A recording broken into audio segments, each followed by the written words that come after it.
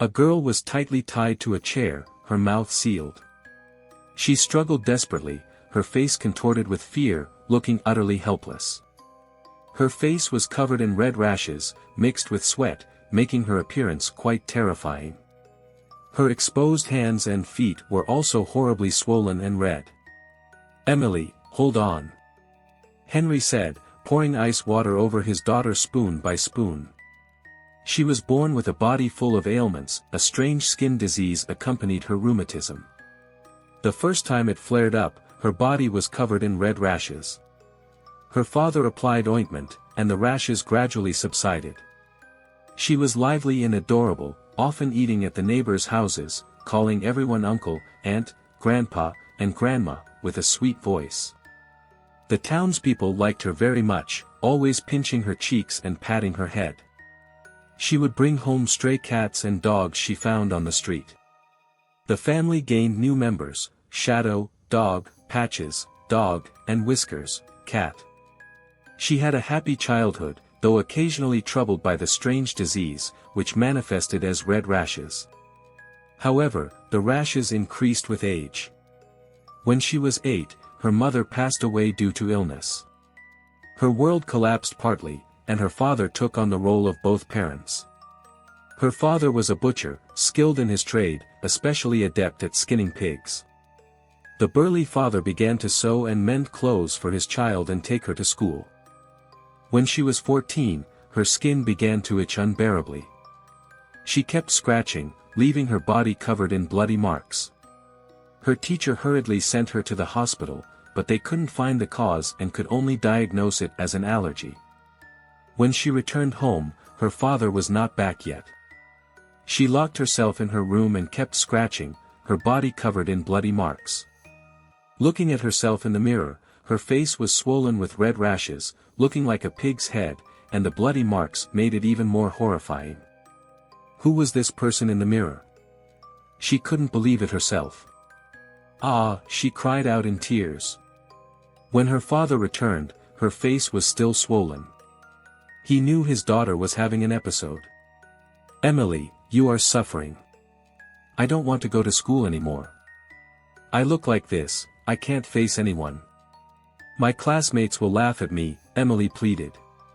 After a heated argument, Henry finally agreed to let his daughter stop going to school. Time flew by, and Emily turned 18. Her skin condition worsened, with unbearable itching and red rashes, along with pain and swelling all over her body. If she scratched and broke the skin, the wounds wouldn't heal. Infections led to pus, and pus led to decay. For the past 2 years, she had asked her father to tie her to a chair and pour ice water on her to relieve the pain.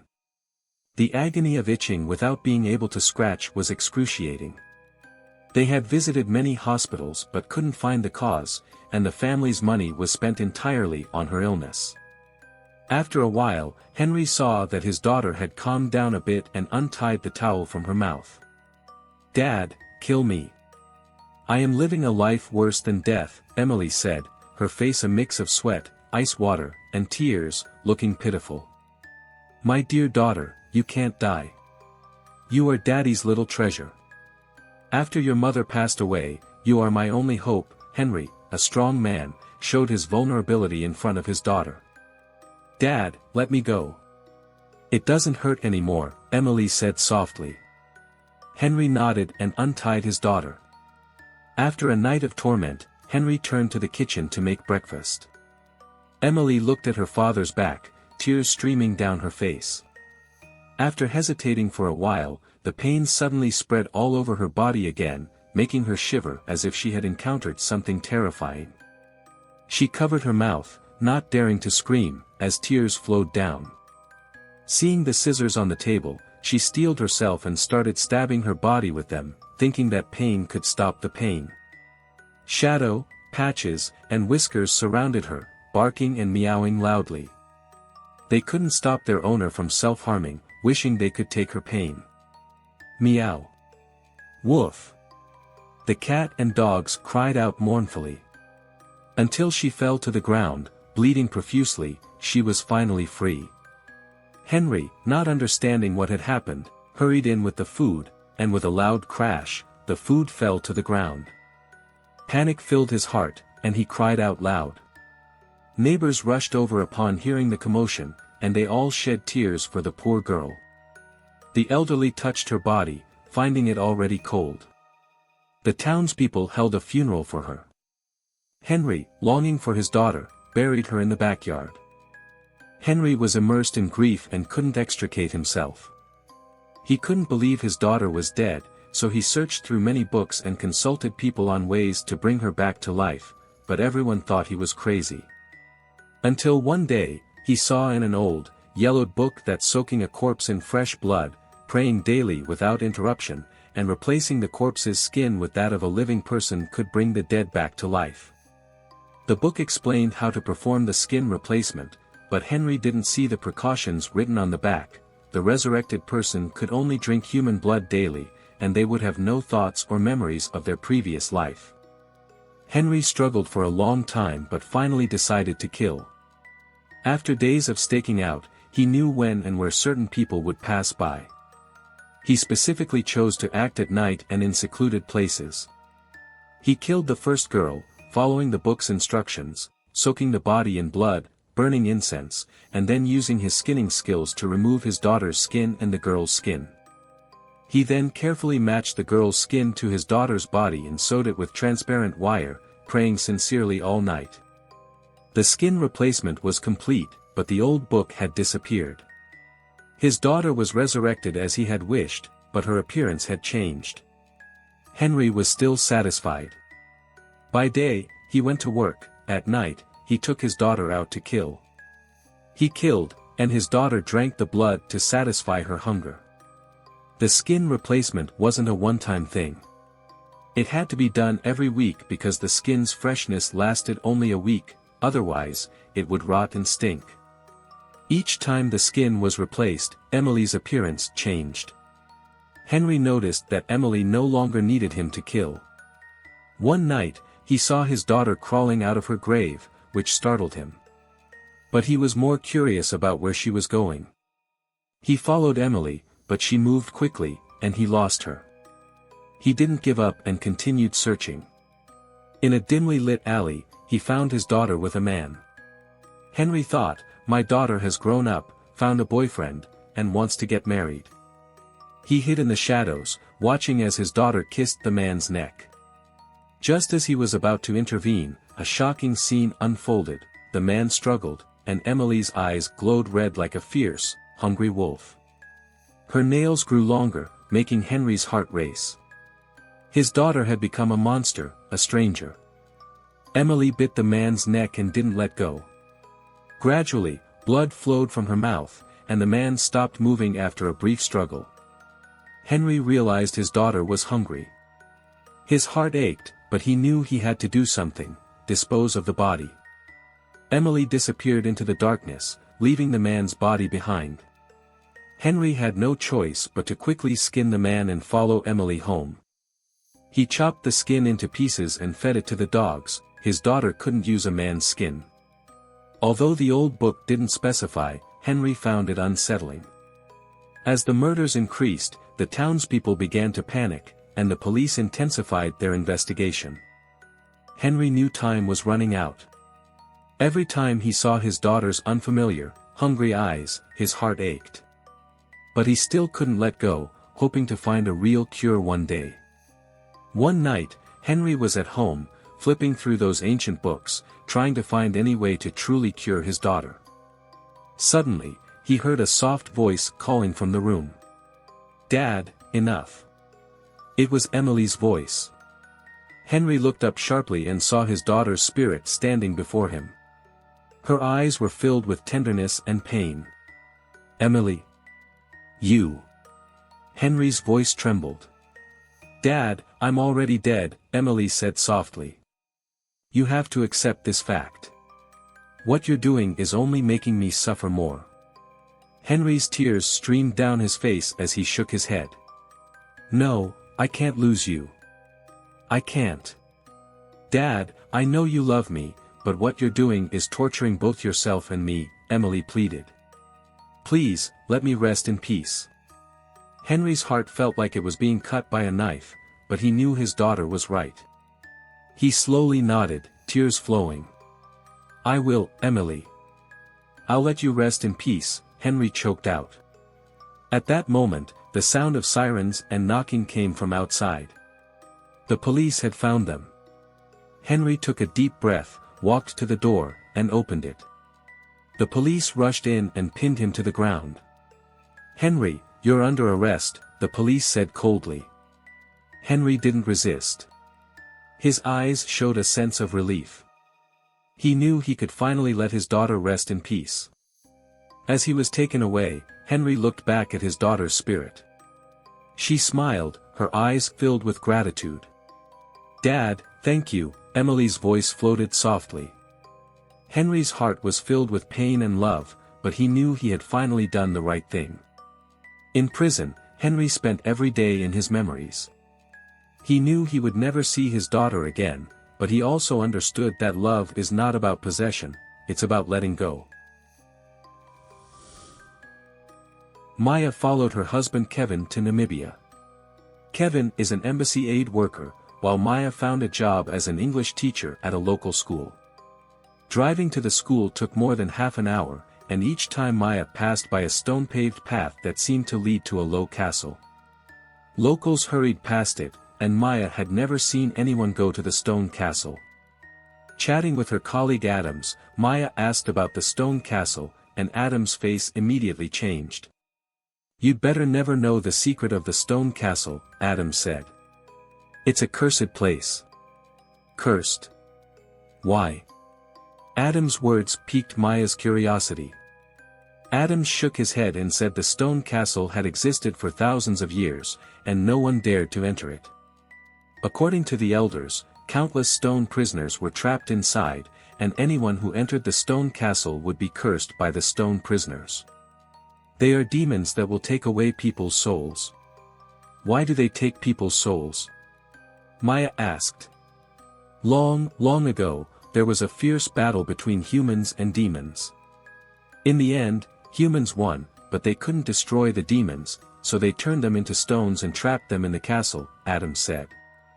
Seeing Maya becoming more curious, he became very nervous. He advised Maya never to enter the stone castle. Once inside, she would see terrifying illusions, possibly wild beasts or ghosts. Some people had seen a stone prisoner holding a candle, which is the kindest of the stone prisoners.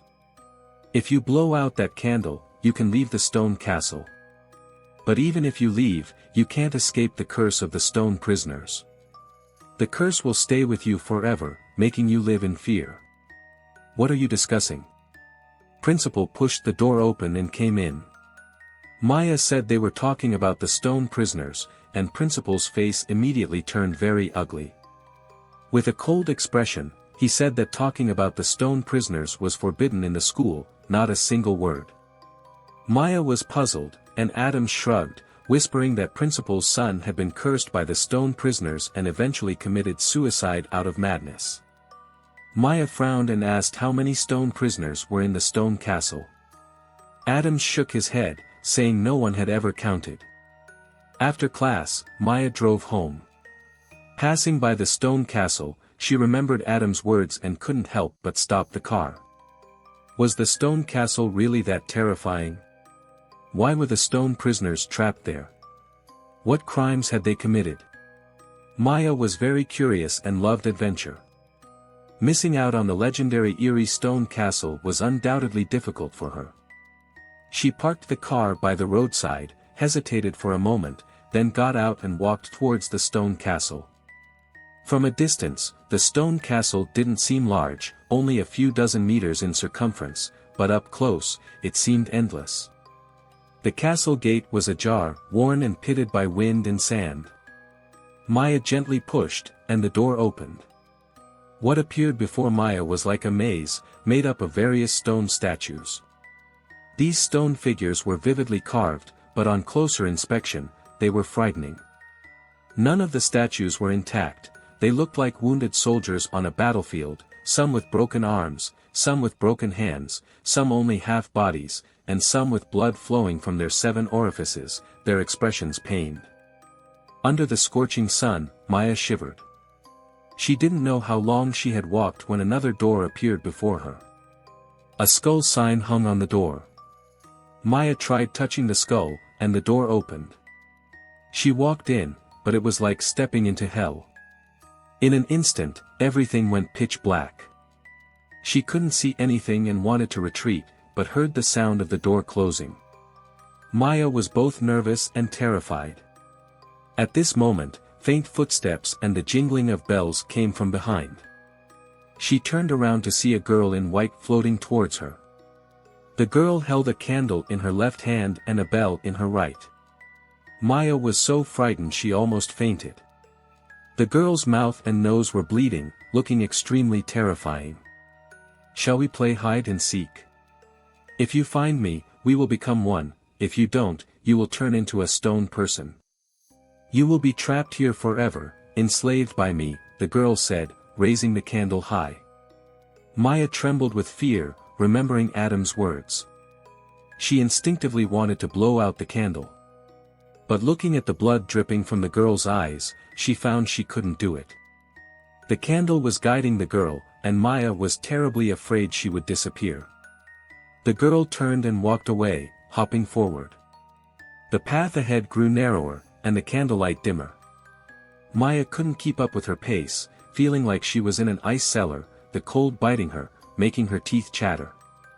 Gradually, she felt all her strength being drained. At that moment, a shadow suddenly darted out from the side and blew out the candle. The girl disappeared, and Maya fainted. As the sky brightened, Maya found herself lying at the gate of the stone castle. She stood up, stumbling towards the roadside, got into the car, and sped away. Back home, Maya found her hands still trembling uncontrollably. She parked the car in the yard, wiped the cold sweat from her forehead, and tried to stay calm. She mustn't let her husband see anything unusual. Getting out of the car, Maya called out, "Kevin," but heard the phone ringing inside the house. She hurried in to answer, only to find it was a call from the embassy. Kevin was in a car accident and is being rushed to the hospital. The receiver slipped from Maya's hand, and she ran out the door. Before she reached the door, the sky suddenly darkened. A blood-stained figure appeared at the door. It was Kevin. His face was pale, blood flowing from his eyes and mouth, his body stiff like a wooden board. Maya was so terrified her scalp tingled, almost screaming. She tightly closed her eyes, repeatedly telling herself it wasn't real, it wasn't real. When she opened her eyes again, the sun was blazing outside, and there was nothing there. Maya staggered to the car and drove straight to the hospital. In the hospital, Kevin lay in bed, unconscious. The doctors had conducted all kinds of tests on him, but strangely, his EEG and ECG were normal, and the rest of his injuries were just minor scrapes. Despite this, the doctors couldn't find an explanation for his unconscious state. Holding Kevin's hand, tears streamed down Maya's cheeks. Could it be because she had entered the stone castle? The candle was extinguished, but the curse seemed to have followed her and manifested on Kevin. At 8 o'clock in the evening, the sky was truly dark. Maya sat motionless by her husband's side. Kevin's breathing was even, as if he were just sleeping. Embassy staff came to relieve Maya, urging her to eat something and rest. Maya shook her head. She had to stay by Kevin's side, not leaving for even a second. She felt a deep fear, a fear that had once left her but now she realized had always been lurking deep inside her. By dawn, Kevin showed no signs of improvement. Maya was almost in despair. She stood up, lost, and left the hospital.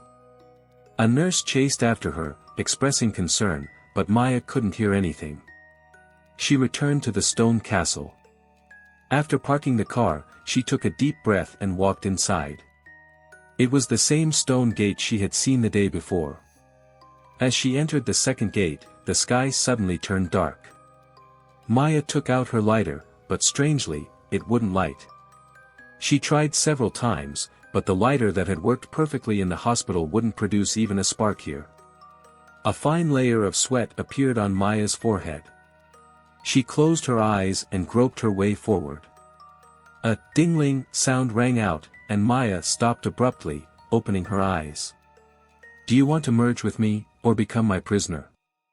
The girl with the terrifying face appeared again, holding a candle high.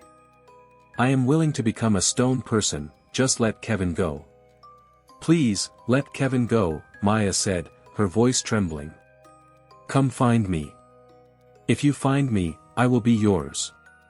If you can't, you will become a prisoner," the girl said, the candlelight in her hand flickering as she skipped forward. Maya followed closely behind her. She had to bring Kevin back. She wasn't afraid of becoming a prisoner in the stone castle. Without Kevin, how was she different from a stone prisoner? The stone prisoners had broken bodies, she would have a broken heart. The girl walked faster and faster, and Maya felt a bone-chilling cold piercing her. This was a strange and terrifying place, seemingly frozen for 1,000 years.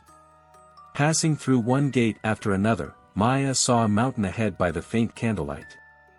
The girl's bell rang louder and louder, and the candlelight grew dimmer. "Come find me, find where I am," the girl's voice seemed to come from far away. "Do you want to become a stone person?" Tears streamed down Maya's cheeks. Of course, she knew where the girl was. The maze before her and the horrifying mountain couldn't deceive her.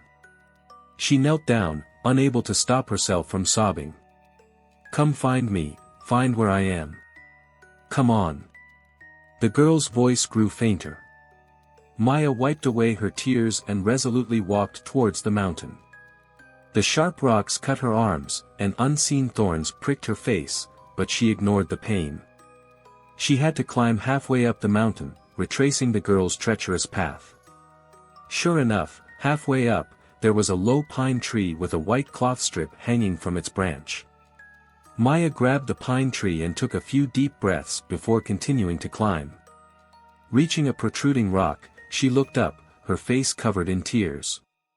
"Lena, I'm coming to find you. I know where you are, I've always known, you're in my heart." Maya shouted, suddenly letting go. Maya's body fell like a leaf, but her face showed a peaceful smile. Lena had always been the fear deep within her. But now, she was no longer afraid. In her memory, she had fallen off the cliff many times. Today was just a reenactment of those practices. And if this could bring Kevin back, she was willing to do it. Maya felt the blinding sunlight. She opened her eyes and found herself lying at the gate of the stone castle. Her clothes were torn by the rocks, her face was burning with pain, and her arms were covered in blood. Maya struggled to stand up, hearing a jingling sound. Looking down, she found a string of bells in her hand, though she didn't know when it had appeared.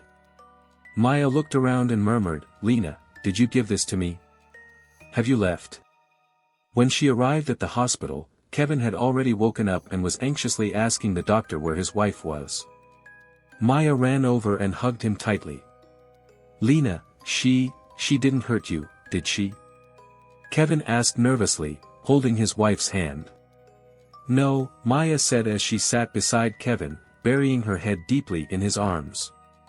Kevin let out a long sigh of relief and said that he had been driving yesterday when he suddenly felt a sharp pain in his heart. Right in front of the car, he saw Lena. She was holding a candle, trying to lead Maya to an abyss. He was terrified and drove as fast as he could, flooring the gas pedal. The strong wind from the car finally extinguished the candle in Lena's hand. Everything went pitch black, and he couldn't see anything or make a sound. He felt intense fear, thinking he would never see his wife again. Tears streamed down Maya's cheeks, falling onto Kevin's hand. 10 years ago, she, Kevin, and Lena had gone hiking on Little Lonely Mountain. Kevin was on the shady side of the mountain, while Maya and Lena were on the sunny side. Maya climbed quickly and reached halfway up the mountain when she suddenly heard Lena's terrified scream. She ran over and saw Lena had slipped and fallen into a ravine, luckily catching onto a pine tree. Maya, being experienced, immediately threw down a rope. Lena grabbed the rope and tied it around her waist. Maya pulled her up with all her strength, but halfway up, she was too tired and closed her eyes to rest for a moment. When she opened her eyes again, she was shocked to see a scorpion crawling onto her hand, its tail raised high. Maya was startled and instinctively flicked her hand. The scorpion was thrown off, but the rope slipped quickly, and she heard Lena's final scream. "I never told you, Lena always loved you." In her last moments, she must have thought I let go of the rope on purpose. "I'm really sorry, I shouldn't have let go," Maya said tearfully.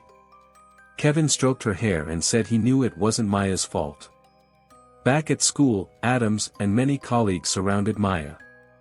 They knew she had entered the stone castle and broken the curse, and they were eager to find out how she did it. Maya said calmly that the stone castle did not imprison stone prisoners, but people's hearts, their weaknesses, and deep-seated fears. If you can face the darkness within, the curse of the stone prisoners will no longer exist. After speaking, Maya sighed. She saw Adams and her colleagues looking at each other, unsure if they understood.